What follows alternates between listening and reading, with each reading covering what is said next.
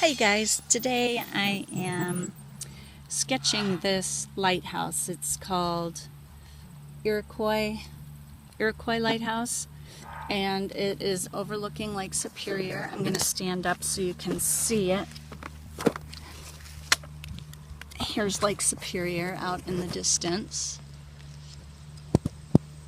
You can see it out there. That's in the bay. The water's actually warmer here.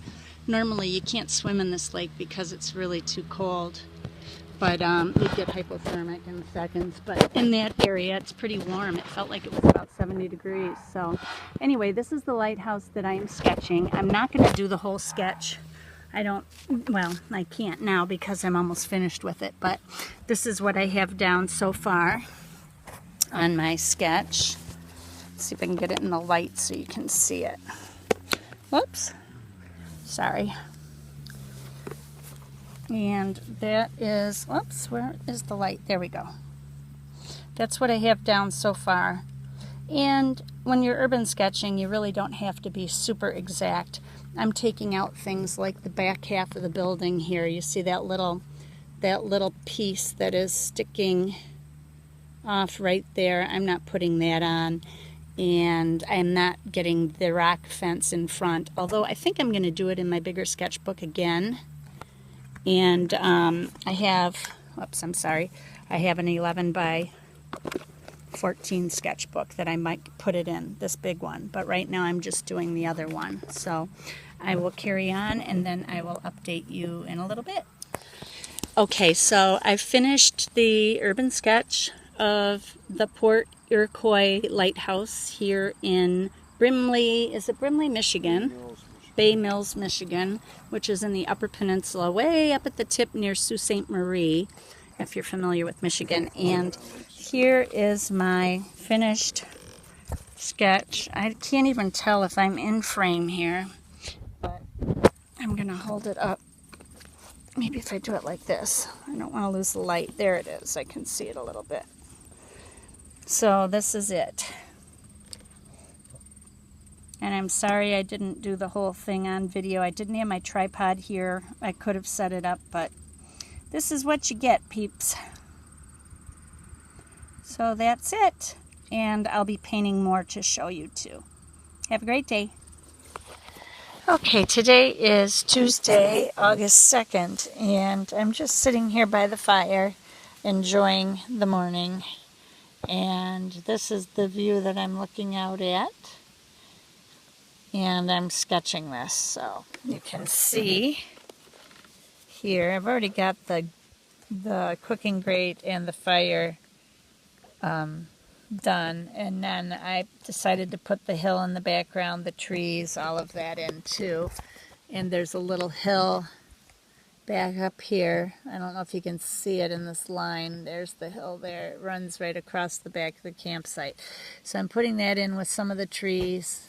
Obviously, I won't make it this thick, but I'm going to go ahead and finish it up, and I'll show you what I have when I'm finished. Okay, I finished my sketch on the campground, the woods back here. That's what I did, and this is my final sketch. It's really hard doing leaves in a thick forest, I find, so basically I just scribbled it in to give the illusion of leaves. And that's it. Okay, so I'm back from vacation now, and you all wanted to see some of my sketches that I did while I was on vacation. And I thought I'd show you some of these today. Let me turn a light on those so you can see what's going on. That might help. I'll start with my old book. This was a sketch that I did before I left on vacation. I don't know if I can get the whole thing in the picture. Let me just zoom you out a little bit so that you can see the whole thing. That's one that I did before I left, and this was done from a photo. This was done with water-soluble pencil, which I'm going to be showing you in another video next. And that's what that looks like. And then I'd done a little bit of practicing. Here's another one that was just a practice for doing some rolling hills on a walkway.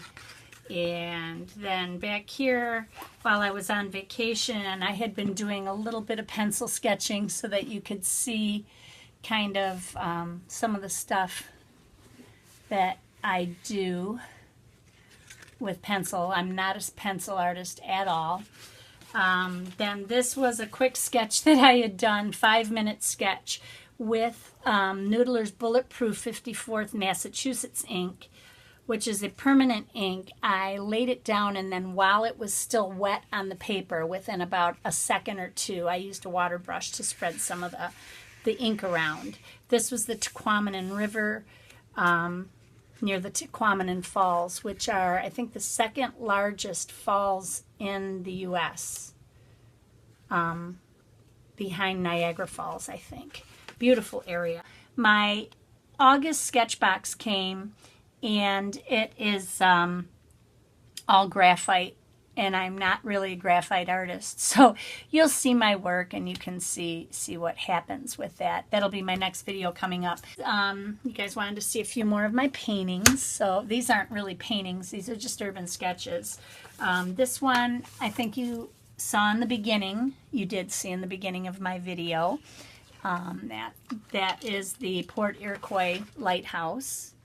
Then this one you also saw. This is the campsite picture in front of the fire that I did. I really enjoyed doing this because of the rust that was on the steel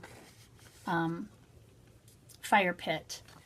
This was at the lake. I was sitting there with somebody's dog who was very wet and was distracting me. But and on this I have some really cool iridescent, it's called Turquoise Durachrome paint by Daniel Smith, and I don't know if you can see that in here if I kind of shift it. I don't know if it'll show up. I can see it well, but it probably won't show up on camera. And then I used white pen over it to kind of give the illusion of that light on the water. Then here, let me zoom back out again. Sorry. I'm at a really bad angle. Okay. This was a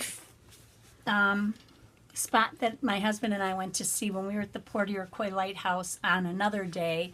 It was only a mile from where we were camping, so we were there fairly frequently.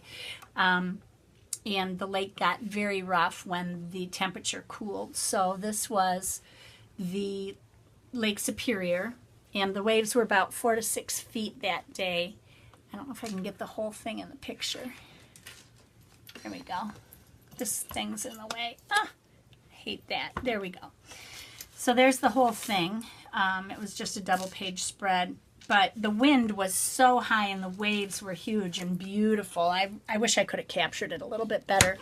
But the way I did the waves on this, for those of you who are just starting out, is I did a wet into wet technique on the sky and on the water, which basically is, first I did the sky, I wet the whole thing with water, and then I took cobalt blue and I just kind of loosely sketched it in here and there and then let it bleed together. You have to do that while the paint is wet in order for it to, or the paper is wet in order for it to work. Then I did the same thing here on the water.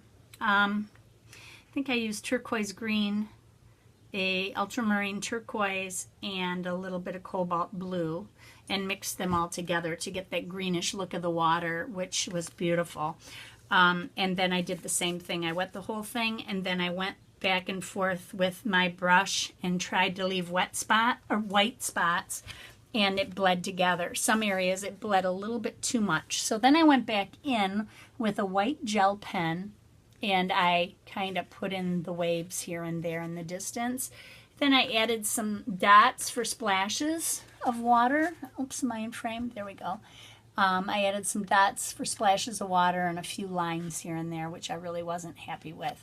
Then up here at the beach, I used that for the water line going in and out.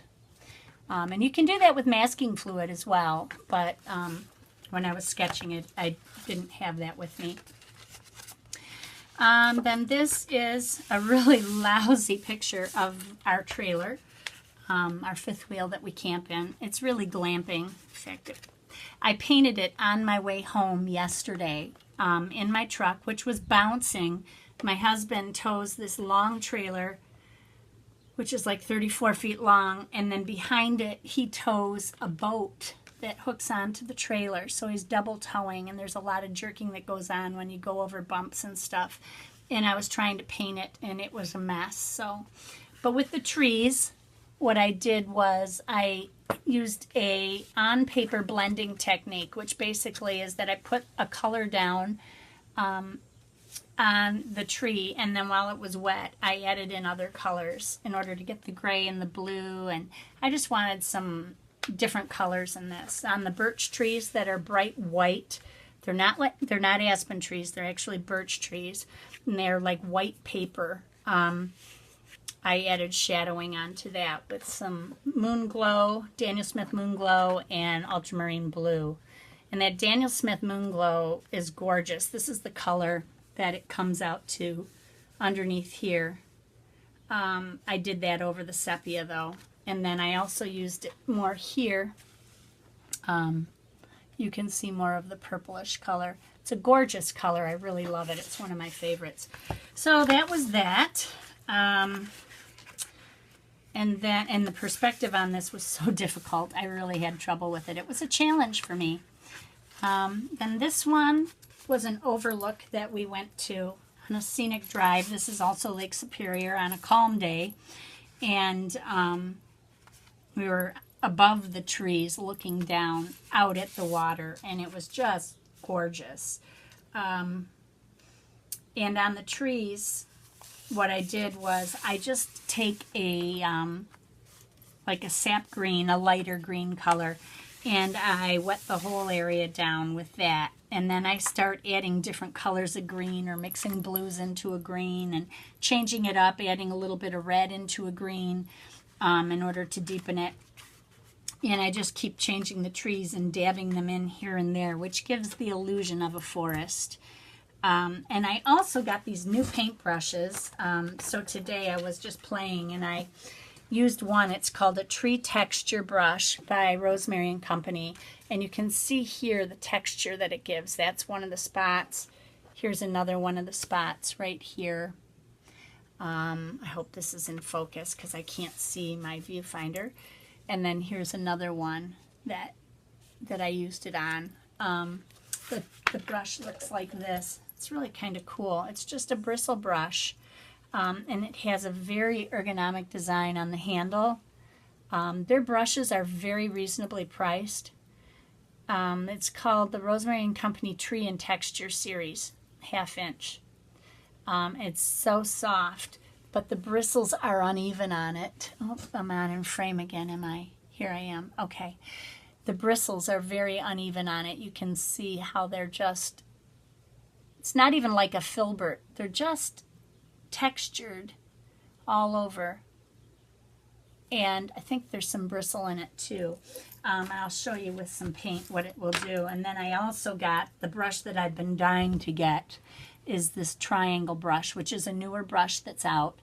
The Rosemary and Company makes one. This is the Series 40 brush. It's a heavier brush. It's more, feels like more of a size 12, like a silver black velvet brush, size 12. Let me grab one. Here's my silver black velvet, size 12. They're very similar in size. This might be more like a 10 of this company, but anyway, this is a triangle brush, and it has flat sides on 3 sides, obviously, and it comes to a fine point so that you can do really fine work, or you can just lay some really wild textures down. So cool. Cannot wait to really use that one. And that's all I have in this book. So that's it for right now, and I will show you some paintings that I get done from my vacation as soon as I can get them out. My next video will be on the August sketch box, the graphite, and which I started while I was on vacation, and I'm going to finish here. So if you're new to my channel, please subscribe. Welcome. I'm really glad to have you here, and thank you all for coming back. I'll talk to you soon. Bye.